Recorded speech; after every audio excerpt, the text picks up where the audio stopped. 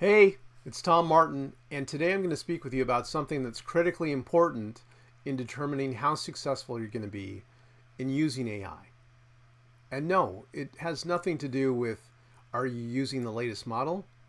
Are you using GPT 4.0, Sonnet 3.5, or whatever the latest flavor of AI model is? We all know that's going to change. No, sometimes we're the problem.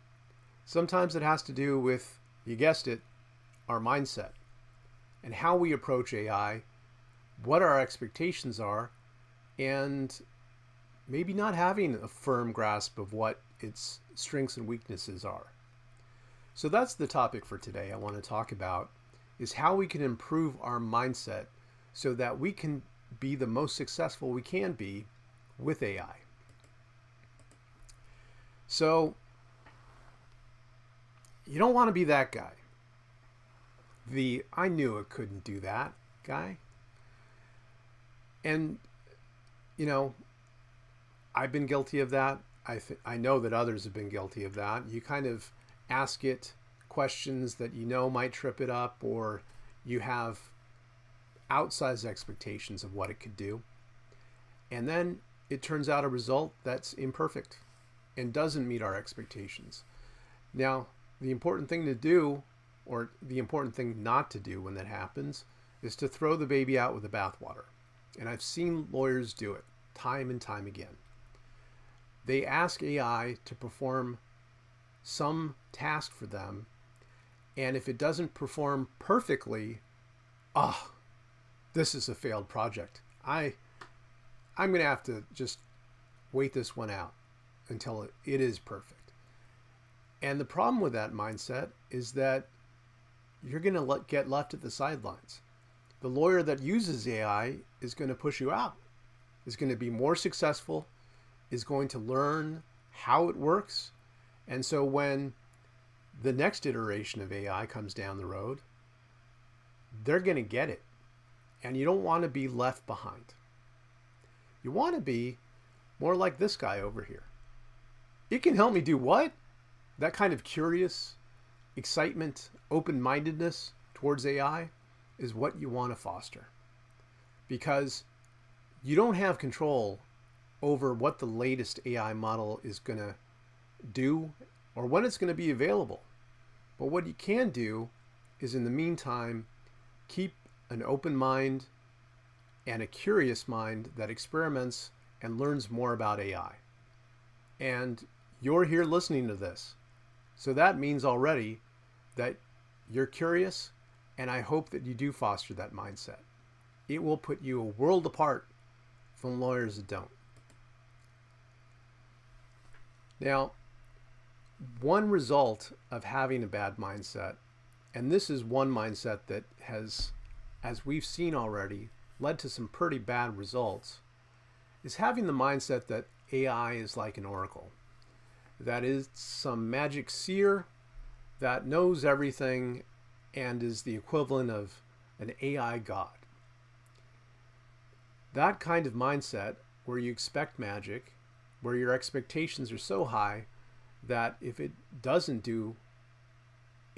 perform magic and falls short, that leads to a lot of bad outcomes. And I think, it's my personal belief that that's how the Schwartz case happened.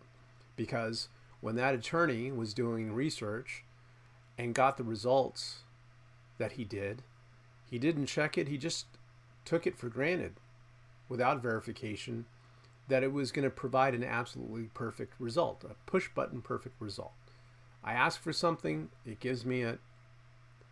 And the irony there actually is, if you think about it, if the expectation is that AI would perfectly create work product for you, then where's really the need for lawyers anymore? And I can understand that if you have that mindset, you see how it also leads to that panic of, well, the AIs are going to replace us. It results from this mindset that AI is an oracle. So not only did it create the Schwartz case, but it's created this panic about AI replacing us. And that's the furthest thing from the truth. What it can do and what it should do and the way that you should think about it, I believe the best mindset is to think of AI as this cute little helpful assistant. It's there to help you succeed. It's not going to replace you because you ultimately have the relationship with the client, that emotional connection that's just as important, if not more so, than the information and knowledge. Clients look to us for the confidence that we can instill in them, the peace of mind that we could bring to this sometimes very dramatic and stressful situation that they're experiencing. So the best mindset to have when working with AI is to think of it as a helpful assistant.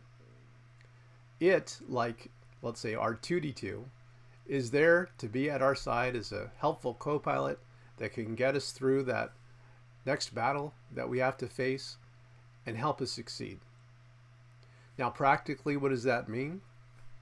That means that for something like, let's say, writing a blog article to market your law firm, instead of facing a blank page and instead of expecting it to automatically read your mind and write a perfect article for you, what it can do is help you to come up with ideas.